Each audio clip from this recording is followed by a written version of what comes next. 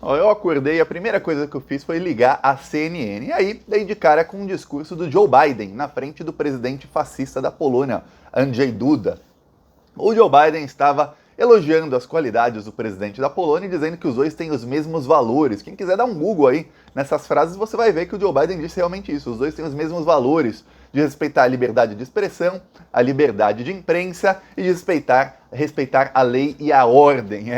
O presidente da Polônia, o Duda, ele faz parte dos neonazistas e dos fascistas que começaram a tomar o mundo desde a eleição do Donald Trump. Aí eu falo Trump, Bolsonaro, é o presidente da Polônia, Duda, tem o presidente da Turquia, da Hungria, tinha o outro neonazista lá de Israel, que era o Netanyahu. Enfim, esses fascistas tomaram o poder em vários países do mundo. E aí, quando o Biden vai e elogia as qualidades do presidente da Polônia, não tinha como eu não lembrar do que aconteceu no ano passado. No ano passado, na Polônia, toda a mídia foi suspensa e toda a mídia foi censurada pelo governo da Polônia. O governo da Polônia tentou implantar uma lei que fazia com que toda a mídia tivesse que disseminar nos seus telejornais a versão do governo polonês. É o que aconteceu. Aconteceu isso aqui que eu vou te mostrar na foto, que foi todos os canais da Polônia saíram do ar. Aqui tá uma foto de alguém que tirou foto de uma TV que fazia monitoramento dos canais.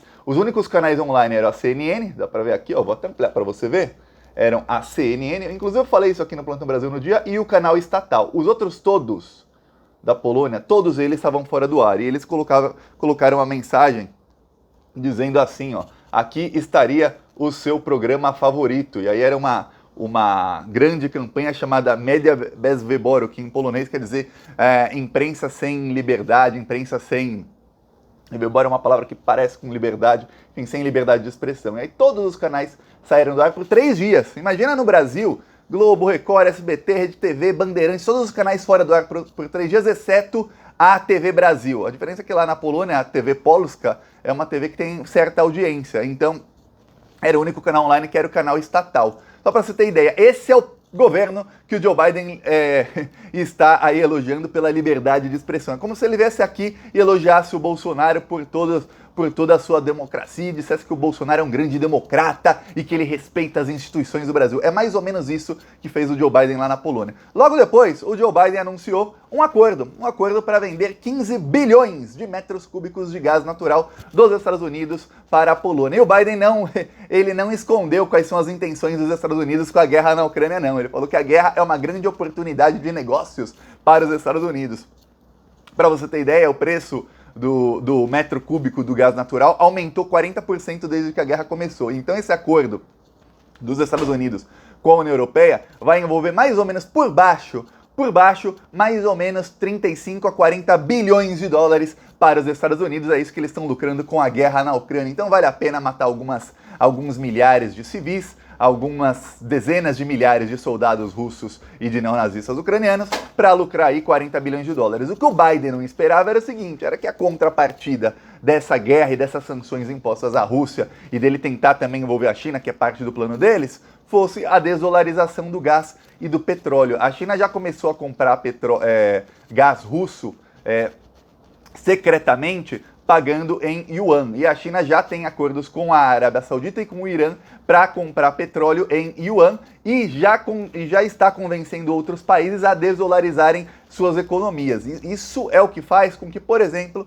o dólar baixe. Se você assistiu qualquer jornal da grande mídia essa semana, ou se você entrou em qualquer grande portal, você viu que o dólar, que já chegou a patamares de 5,70, 5,80 no Brasil, mas que estava sempre entre 5,10, 5,20, 5,30, o dólar fechou a semana a 4,80, baixou dos 5 e baixou com força. Mas você não vê uma análise dizendo por que o dólar baixou. Pois bem, o dólar baixou por conta desses movimentos feitos pela China. A desdolarização já começou a baixar. O dólar não baixou só frente ao real, não é porque o real valorizou, não. O dólar baixou porque o dólar desvalorizou frente a todas as outras moedas nessa semana por conta da desvalorização. O Biden está desesperado com isso porque ele pode ganhar muita grana com a guerra, ele pensou em ganhar muita grana com essa guerra, mas ele não esperava que esse movimento fosse acontecer. Enquanto isso, eles vão aumentando as tensões.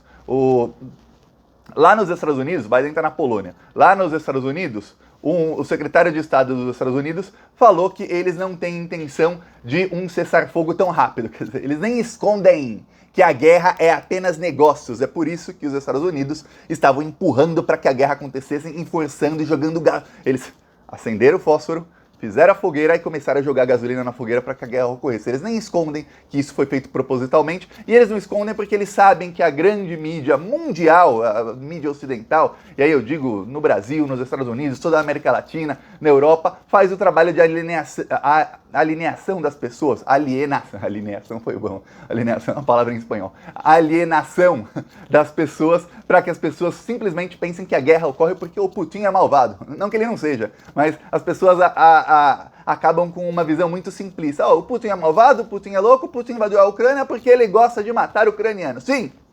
Não, a gente sabe que a OTAN foi se expandindo, os Estados Unidos foram jogando gasolina na fogueira, deixaram a política de portas abertas para a Ucrânia. A Rússia já tinha avisado, isso é coisa não é de ontem, de anteontem, é coisa de 15, 16, 17 anos atrás. A Rússia já avisava, a Ucrânia não pode entrar na OTAN, a Ucrânia é estratégica, se a Ucrânia entrar na OTAN, a gente invade a Ucrânia. Foi isso que aconteceu. Tá, aí as tensões começam a aumentar a partir dessa semana, e olha só uma coisa que está acontecendo há alguns meses, que até então eu não tinha comentado. O Japão, lá em outubro, isso foi mais especificamente, se você der um Google, 21 de outubro, o presidente do Japão reivindicou a soberania japonesa nas Ilhas Kurilas. Aí você fala, Thiago, Ilhas Kurilas? Que ilhas são essas?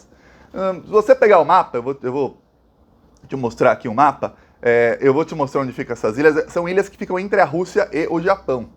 Tá aqui um mapa para você ver. Aqui tá a Rússia, China, Japão, e tem essas ilhazinhas aqui. Aqui tem 19 mil habitantes. O que mais tem lá é vulcão, tá?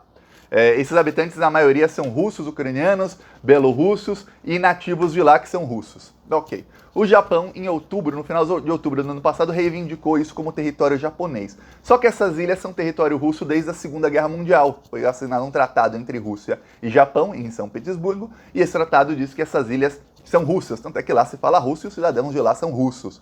O Japão reivindicou, porém, essa semana o Japão começou a falar, não, as ilhas são nossas, não são russas não, são nossas. Utilizando-se da russofobia que foi implantada no mundo inteiro. A Rússia, então, enviou ontem 3 mil soldados para essas ilhas e enviou pesados armamentos para defender a ilha. E é exatamente isso que eles estão fazendo, defender a ilha. E eu falo isso entre aspas, porque até então não tem notícia de ataque do Japão, mas eles estão ali na defesa para caso o Japão tente atacar e tomar a ilha da Rússia. O presidente do Japão, então, falou que nunca tivemos uma ameaça tão grande de guerra nuclear, porque essa ilha é japonesa e a Rússia está tomando a ilha do Japão.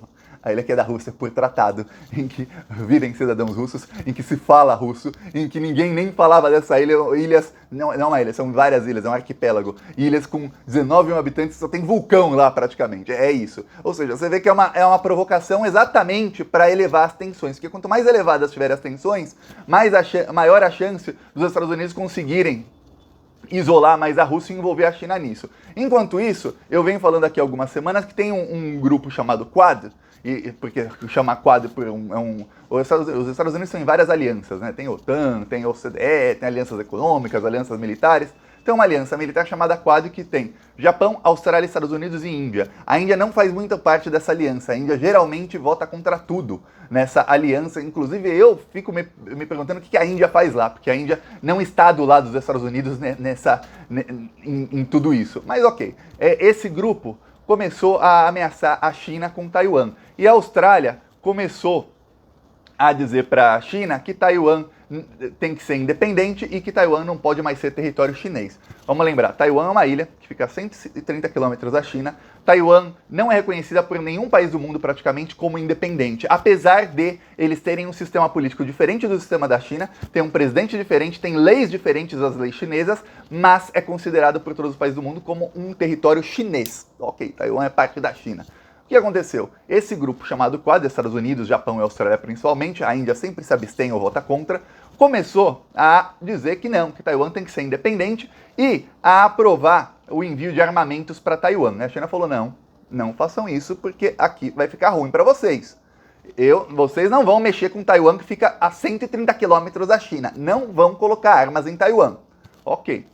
Eles continuaram enviando armas para Taiwan nas últimas semanas. Eu falando aqui, tá vendo? Eles vão usar Taiwan para envolver a China, para agora começar a promover sinofobia, que é uma coisa que já vem sendo promovida pela extrema-direita mundial e vai ser promovida também pela mídia ocidental. E xenofobia, fobia a tudo que é chinês. E impor sanções também à China para tentar isolar a China do mundo, assim como isolar a Rússia.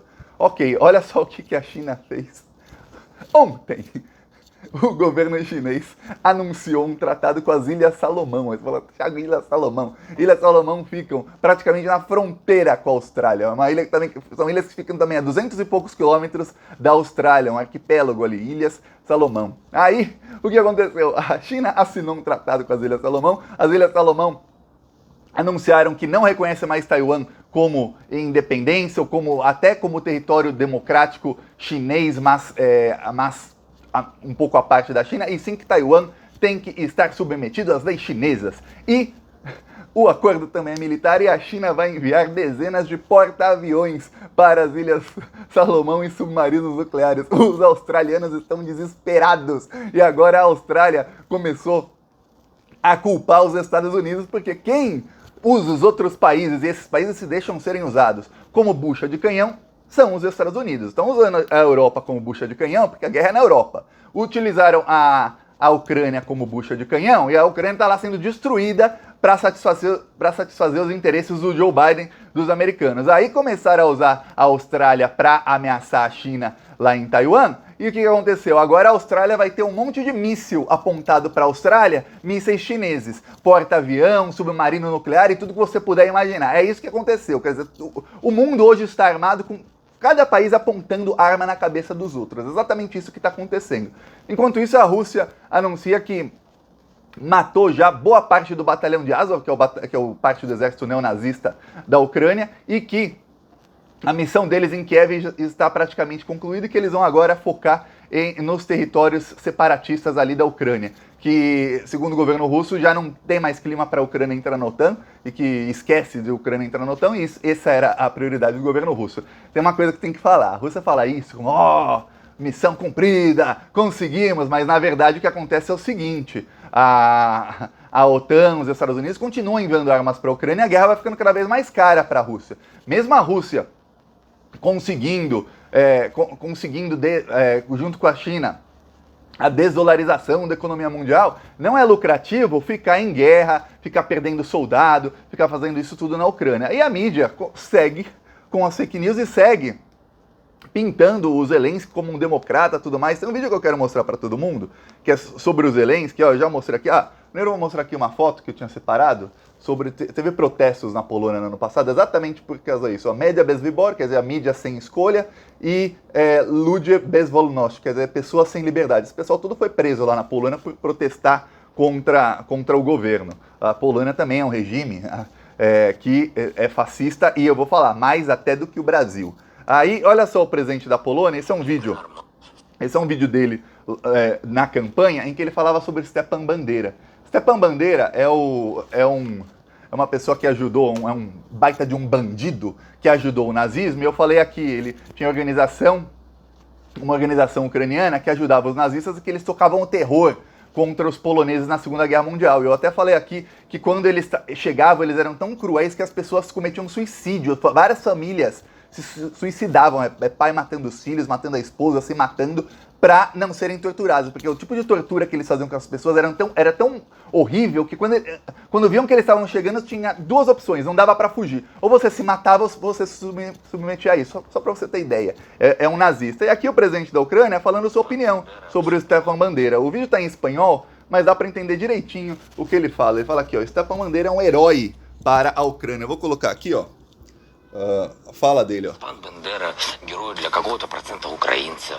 И это нормально, и это классно. Это один из тех людей, который защищал свободу Украины. Да.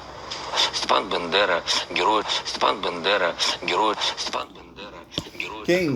Quem fala, Thiago, será que a tradução tá errada? Eu te dou uma dica. Se você estiver assistindo o vídeo na TV, por exemplo, vai no Google Tradutor. O Google Tradutor, ele traduz por voz. E aí você põe o vídeo aí esse trecho aí do presidente ucraniano falando, e aí você vê que o tradutor vai falar exatamente isso, porque é isso que ele falou, que Stepan Bandeira é um herói ucraniano, um cara nazista que torturava, estuprava, castrava, cortava a perna, cortava braço, arrancava... Tudo que você imaginar de ruim esse cara fazia, e ele é o ídolo dos neonazistas do exército ucraniano. Aí a gente fala, não, mas esse cara não pode ser nazista porque ele é judeu. Selo Jornal Nacional e Globo News de gado. Quem repete isso fala, ó, pega o diploma de gado da Globo porque você tá doutrinado. E aí, uma coisa que a grande mídia não mostrou, inclusive essa entrevista aqui foi censurada na CNN internacional, na CNN dos Estados Unidos, que é o chefe do Departamento Médico do Exército Ucraniano dizendo o que ele faz com soldados russos que são capturados. Lê bem a legenda e vê o que ele fала. Всегда я был большим гуманистом и говорил, что как только человек пораненный, он уже не враг, а пациент. Но теперь очень жесткое указание всем мужчинам кастрировать, потому что это тараканы, а не люди. И поверьте, все врачи, которые всю жизнь спасали пациентов, русские тут будут умирать в большом количестве. Те, кто идет, будет вспоминать кошмар украинской земли, как немцы вспоминали Сталинград. Я своим врачам дал указание... Aqui você vê que ele fala que os soldados russos que são capturados serão todos castrados, e ele diz também, ele continua a entrevista. A entrevista tem muito tempo, são 5, 6 minutos. E aí ele diz que os soldados russos vão sofrer muito nas mãos deles. Esse é um neonazista do exército ucraniano, é isso que a Ucrânia faz. Isso não vai aparecer, você não vai ver isso no Jornal Nacional. Então hoje, como é que está a situação no mundo? Tensão altíssima, a Rússia continua bombardeando a Ucrânia, a Rússia parou de atacar pelo solo, pelo menos ali na região de Kiev. A Kiev está completamente cercada por comboios russos, já tem 3 semanas mais ou menos. A Rússia continua atacando pelo ar, os alvos onde tem o batalhão de Azov. Segundo a Rússia, já mataram mais da metade dos neonazistas do exército ucraniano. E agora eles vão focar em manter as regiões separatistas da Ucrânia, que é ali Donbas, Donetsk e Lugansk. Ok, os Estados Unidos estão lucrando aí mais ou menos 40 bilhões de dólares por ano com a guerra, porque vão vender gás para a União Europeia, um acordo que eles estão tentando firmar faz mais ou menos 15 anos, conseguiram agora. O Japão está provocando a Rússia num território que é russo desde a Segunda Guerra Mundial, desde 1945, por tratado assinado entre os dois países. A Rússia mandou soldados para lá. A China estava sendo provocada em Taiwan e conseguiu agora um acordo com as Ilhas Salomão e está com armas apontadas para a cabeça da Austrália a partir de hoje. O governo australiano está desesperado, assim como os governos europeus estão todos desesperados, está todo mundo desesperado e todo mundo, assim o mundo, um com uma arma apontada para a cabeça do outro. Exatamente essa que está a situação. Vamos lembrar, nada disso teria acontecido se... Desde o meio do ano passado, os Estados Unidos e a OTAN não tivessem empurrando a Ucrânia para provocar a Rússia e para dizer, olha, venham para a OTAN, Ucrânia. Sendo que, na verdade, esse convite para a Ucrânia entrar na OTAN nunca foi um verdadeiro convite, era só blefe para fazer a Rússia invadir a Ucrânia, coisa que a Rússia tinha avisado, invadiremos se a Ucrânia tiver chances reais de entrar na OTAN. Quando as tensões foram aumentando, em vez de baixar a tensão, lá em janeiro, o governo do Biden resolveu aumentar mais ainda a tensão, e aí aconteceu toda essa desgraça aí. Quem sofre é a população, os ricos continuam mais ricos, e os pobres ficam mais pobres, e agora desgraçados, muitos sem casa, muitos morrendo. É isso aí. Falou.